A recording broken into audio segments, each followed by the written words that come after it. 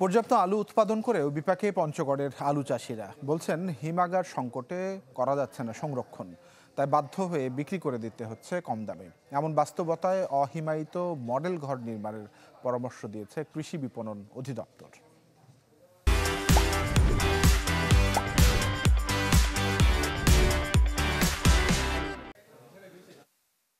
পঞ্চগড়ে আলুর উৎপাদন ভালো হলেও পর্যাপ্ত কোল্ড স্টোরেজ না থাকায় বিপাকে পড়েছেন কৃষকরা। বাধ্য হয়ে নামমাত্র মূল্যেই অনেক সময় বিক্রি করতে হয় পণ্যটি। কৃষকের লোকসানের ঝুঁকির ব্যাপারটি মাথায় নিয়ে জেলায় স্বল্প খরচে অহিমায়িত মডেল আলুঘর নির্মাণ করার উদ্যোগ নেয় কৃষি বিপণন অধিদপ্তর। ইতিমধ্যে 5 উপজেলায় যা পেয়েছেন 38 জন। বলছেন এর ফলে সংকট কেটে গেছে অনেকটাই। চলতি মৌসুমে কোল্ড স্টোরে 1 কেজি আলু সংরক্ষণ করতে গেলে 7 টাকা 50 পয়সা খরচ পড়ে, তার সঙ্গে বস্তা 1 টাকা 25 পয়সা এবং পরিবহন 2 টাকা।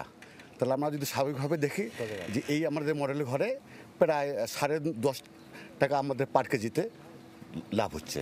এই মডেল ঘর পেয়ে আমি অনেক উপকৃত হয়েছি। এই মডেল ঘরে আমি 22 টন আলু রাখছিলাম। এই 22 টন আলু রাখে আমি 2,60,000 টাকা আমি লাভবান হয়ে গেছি।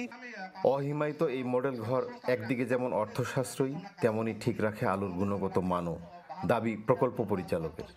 150 লক্ষ মেট্রিক টন উৎপাদন হয়েছে, কিন্তু দেখা যাচ্ছে যে আমাদের গৃহ পর্যায়ে আমাদের যে কৃষক যেন তেনভাবে মাটিতে চকিতে মাচা করে আলু রাখছে, এতে 15 থেকে 20% আলু আমাদের কিন্তু ক্ষতি নষ্ট হয়ে যাচ্ছে।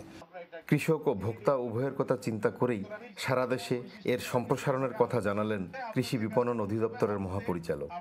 পাইলট প্রকল্প যেহেতু আমরা মনে করছি এর সাকসেসটার উপরে নির্ভর করবে পরবর্তী এটার ফেজ 2 প্রকল্প। আমরা যদি ফেজ 2 প্রকল্প নিতে পারি, বড় আঙ্গিকে নিতে পারি, তাহলে ব্যাপকভাবে কৃষকদের মাঝে এটা ছড়িয়ে দিতে পারবো। দেশে আলুর বার্ষিক উৎপাদনের পরিমাণ প্রায় 1,10,00,000 টন। হোসেন রায়হান, চ্যানেল 24, পঞ্চগড়।